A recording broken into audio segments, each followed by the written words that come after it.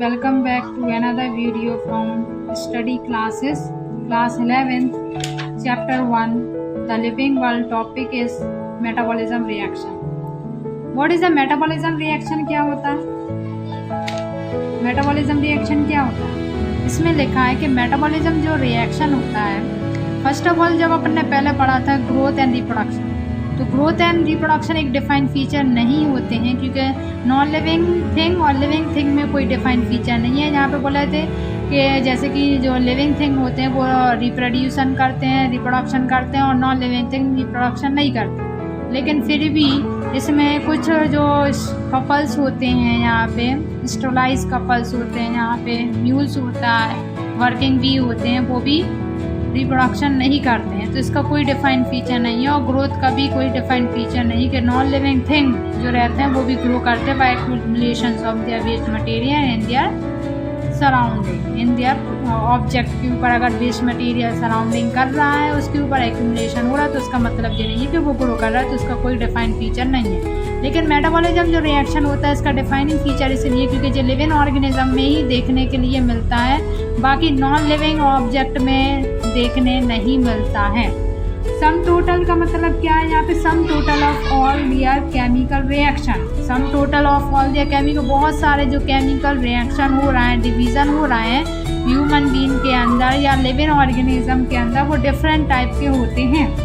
किस तरीके के डिफरेंट टाइप के हो रहा है? स्मॉल हो रहा है, big, small, big metabolism reaction हो रहा है। उसके जो माइक्रोब्स हैं वो स्मॉल हैं, बिग हैं, वेरियस टाइप के बहुत सारे होते हैं, अलग अलग क्लासेस के होते हैं, साइज़ के होते हैं, और अलग अलग जगह क्या करते हैं, फंक्शन करते हैं बॉडी पार्ट्स में। जैसे सेल्स है, सेल्स से क्या बना? टिश्यू बना, टिश्यू से क्या बना? ऑर्गन बना, ऑर्गन से ऑर्गन सिस्टम। ये जो प्रोसेस है वो क्या कर रही है? फॉर्म हो रही है बाय दियर सेल से।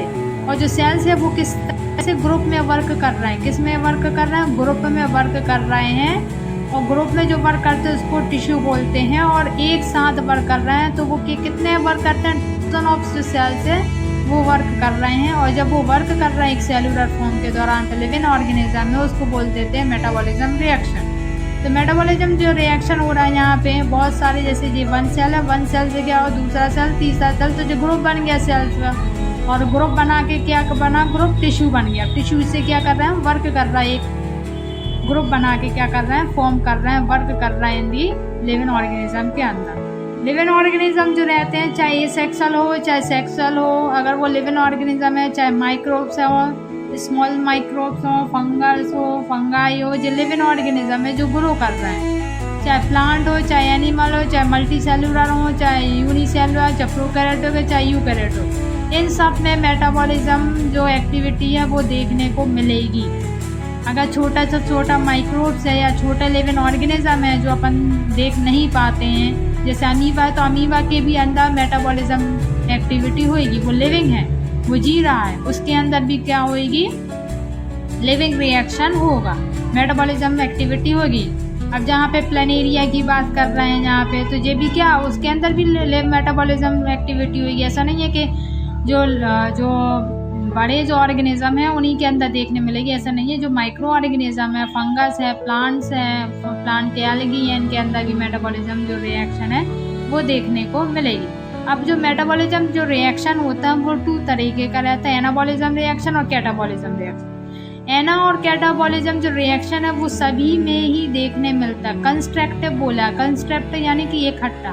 अगर एंजाइम जो है स्मॉल पार्टिकल है, ग्रुप बना रहे हैं साथ में, ग्रुप बनाने के बाद एक इतना बड़ा ग्रुप बना लेते हैं, तो कंबाइन हो जाते हैं, जॉइंट हो जाते हैं, एक दूसरे से कंबाइन होके फॉर्म बना लेते हैं, एक बहुत बड़ा एंजाइम बना लिया, उसके मॉलिक्यूलर प्रोटीन, एंजाइम सब इकट्ठा होके क्या बना लिया? मॉलिक्यूलर बना लिया, बड़े मॉलिक्यूलर यूनिट में बना लिया। तो ये कंस्ट्रक्टिव है, इन्होंने क्या करा है? जो प्रोटीन को क्या करा है? बनाया है, मॉलिक्यूलर को फॉर्म करा, तो उसको एनाबॉलिक हम बोलेंगे। तो एनाबॉलिक जो रिएक्शन है वो देखने को मिलता है, जैसे प्लांट हो गया, प्लांट में फोटोसिंथेसिस कर रहा है प्लांट, तो वो क्या कर रहा है? फूड बना रहा है, इकट्ठा कर रहा है, कलेक्शन कर रहा है फूड का, एंजाइम का कलेक्शन कर रहा है, सनलाइट का कलेक्शन कर रहा है, ग्लूकोज का कलेक्शन कर रहा है। जब वो फूड बनेगा तो इस तरीके का बनेगा ना, तो ये क्या करना है? फोटोसिंथेसिस के दौरान में फूड बना रहा है और उसको एक कंबाइन फॉर्म में एंजाइम बन रहा है, बहुत सारे एंजाइम इकट्ठा होकर एक कंबाइंड ग्लूकोज फॉर्म कर रहा है। कैटाबॉलिज्म रिएक्शन क्या है? ब्रेकिंग डाउन ऑफ किसी मॉलिक्यूलर का ब्रेकिंग डाउन होता है जब अपन की बॉडी में यूटिलाइज होता है। अपन दौड़ रेस्पिरेशन कर रहा है, ऑक्सीजन लिया तो उसके अंदर जो ग्लूकोज है उसको रिलीज करा।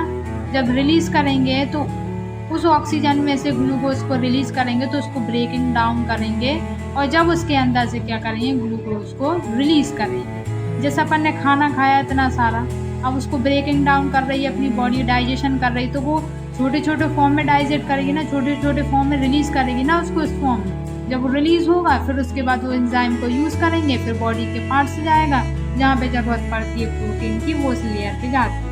तो डाइजेशन में भी देखने मिलता है, रेस्पिरेशन में भी breaking down of the molecular. और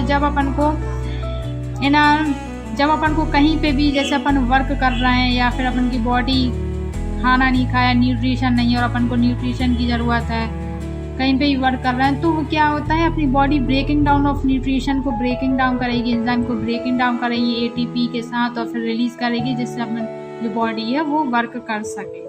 अगर आज मैं बोल रही हूँ तो किसके वजह से बोल रही हूँ? एक एनर्जी की वजह से। जो मेरे पास जो एनर्जी है, मेरे बॉडी में जो मेटाबॉलिज्म रिएक्शन हो रहा है उसके वजह से मैं आपसे बात कर रही हूँ, वीडियो बना रही हूँ। हर चीज़ जो रिएक्शन कर रही है वो मेटाबॉलिज्म ही है जो अपनी बॉडी को सिंथेसाइज कर रही है, बना रही है। अगर मेटाबॉलिज्म रिएक्शन नहीं होगा बॉडी के अंदर तो शायद कोई लिविंग ऑर्गेनिज्म भी ना बचे। तो मेटाबॉलिज्म रिएक्शन एक डिफाइंड फीचर है जो लिविंग ऑर्गेनिज्म में देखने मिलता है। यहाँ पे बात कर रहे हैं कि जो आइसोलेटिव मेटाबॉलिज्म रिएक्शन क्या है, कि जो एक टेस्ट ट्यूब में देखने के लिए मिलता है। और आइसोलेटिंग जो मेटाबॉलिज्म रिएक्शन है वो एनवायरनमेंट में भी देखने के लिए मिलता है। एनवायरनमेंट यानी कि outer side of their surrounding. Outer side of their surrounding कैसा? जो बाहर की तरफ देखने मिलता है, टेस्ट ट्यूब में देखने मिलता है। Outer side of the body of the test tube की बात करें, रिएक्शन होता है। तो जहाँ पे जो लिविंग और नॉन लिविंग थिंग दोनों ही रिएक्शन करता है। लिविंग थिंग रिएक्शन किस तरीके से होता है? जो बॉडी के अंदर रिएक्शन हो रहा है वो एक लिविंग थिंग, अपनी जो बॉडी रिएक्शन कर रही है, मेटाबॉलिज्म रिएक्शन हो रहा है वो लिविंग ऑर्गेनिज्म में हो रहा है। और नॉन लिविंग ऑर्गेनिज्म में रिएक्शन देखा मेटाबॉलिज्म रिएक्शन? नहीं देखा। तो यहीं पे बता रहे हैं कि जो आइसोलेटिंग जो मेटाबॉलिज्म जो रिएक्शन होता है, आइथर भी लिविंग और नॉन लिविंग। अगर वो बाहर के कंडीशन में एनवायरनमेंट में है तो वो नॉन लिविंग है। बाहर अगर कोई सा भी वर्क हो रहा है, बाहर अगर एड्स है, कोरोना वायरस है या टीबी के वायरस है, वो घूम फिर रहा है, तो वो क्या होगा? नॉन लिविंग होगा। क्योंकि अगर उनको कांटेक्ट में कोई लिविंग ऑर्गेनिज्म की बॉडी मिलेगी, उसके कांटेक्ट में जाएंगे और लिविंग में क्या करेंगे? वो रिएक्शन करेंगे। जब वो लिविंग में रिएक्शन करने लगेंगे तब वो वायरस अपनी पूरी बॉडी में फैल जाएगा। और जब अपन उस वायरस से क्या हो जाएंगे? इन्फेक्टेड हो जाएंगे। इन्फेक्टेड हो गए फिर क्या होगा? अपन डेथ भी हो सकती है अपनी। तो यही बता रहे कि आइसोलेटिंग जो मेटाबॉलिज्म रिएक्शन है, जैसे कि बड़े बड़े जो माउस रहते हैं उनमें जो इंजेक्ट करते हैं एक नॉन लिविंग, जैसे कि नॉन लिविंग रिएक्शन जो रहता है उसको इंजेक्ट करते हैं लिविंग में कि भाई रिएक्शन क्या हो रहा है उसकी बॉडी में। अगर कोई सा वायरस इंजेक्ट कर रहा है तो वो क्या करने लगेगा? फिर लिविंग रिएक्शन करने लगेगा। जब लिविंग रिएक्शन करेगा तो अपन को जो माउस का जो है वो रिएक्शन देखने के मिलेगी। उसकी बॉडी को देखेंगे, उसके आउटर सरफेस को देखेंगे कि माउस के अंदर क्या लग रहा है कि भाई ये किस तरीके का रिएक्शन कर रहा है माउस। तो ये एक ऐसा आइसोलेटिंग मेटाबॉलिज्म रिएक्शन है जहाँ पे एक वायरस जो रहते हैं यहाँ पे वो कैसे रहते हैं? नॉन लिविंग और लिविंग दोनों ही तरीके के रहते हैं। अगर इन्वायरमेंट में है तो नॉन लिविंग है, जब बॉडी के अंदर इंजेक्ट करेंगे या बॉडी के अंदर इंजेक्ट होंगे तो वो एक लिविंग रिएक्शन करते हैं। अब जहाँ पे बात करते हैं कि जो टेस्ट ट्यूब है विब्रो, विब्रो का मतलब क्या है? कि outer side of the body जो रहती है, आउटर साइड में जो बॉडी ऑर्गेनिज्म जो रहते हैं, जो भी वायरस रहते हैं, जर्म्स रहते हैं, वो कैसे रहते हैं? इनएक्टिव रहते हैं। ठीक है, इनएक्टिव और क्या रहते हैं? इनएक्टिव के साथ नॉन लिविंग थिंग रहते हैं। लेकिन जब अगर बॉडी पार्ट्स के अंदर इंजेक्ट होते हैं तो एक केमिकल रिएक्शन फॉर्म करने लगते हैं और वो केमिकल फॉर्म रिएक्शन करने लगेंगे और क्या करने लगेंगे? लिविंग थिंग में रिएक्शन करने लगेंगे और लिविंग थिंग बन जाएंगे बाय द केमिकल एजेंट। और वीवो का मतलब क्या है? वीवो का मतलब जो बॉडी के अंदर काम हो रहा है, जैसे एक सेल से सेल्स वर्क कर रहा है, मेटाबॉलिज्म रिएक्शन कर रहा है, उनके अंदर एंजाइम है, प्रोटीन है, वो वर्क कर रहे हैं। जहाँ पे टी लिम्फोसाइट है, WBC, RBC जो वर्क कर रहे हैं, तो इन वीवो प्लाज्मा वर्क कर रहा है बॉडी के अंदर।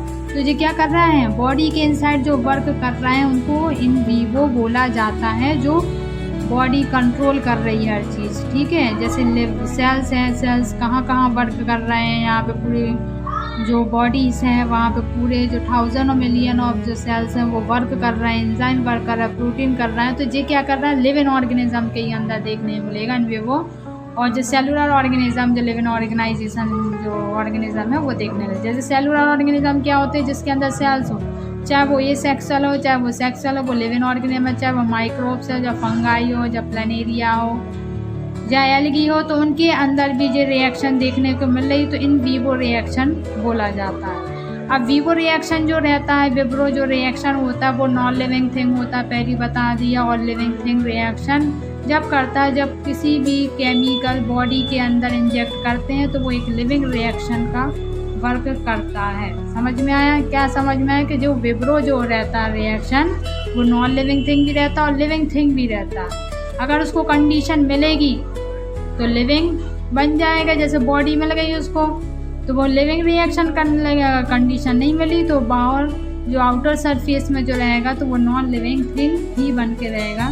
Thank you to all of you to see my channel and like and subscribe my video and comment me. Thank you.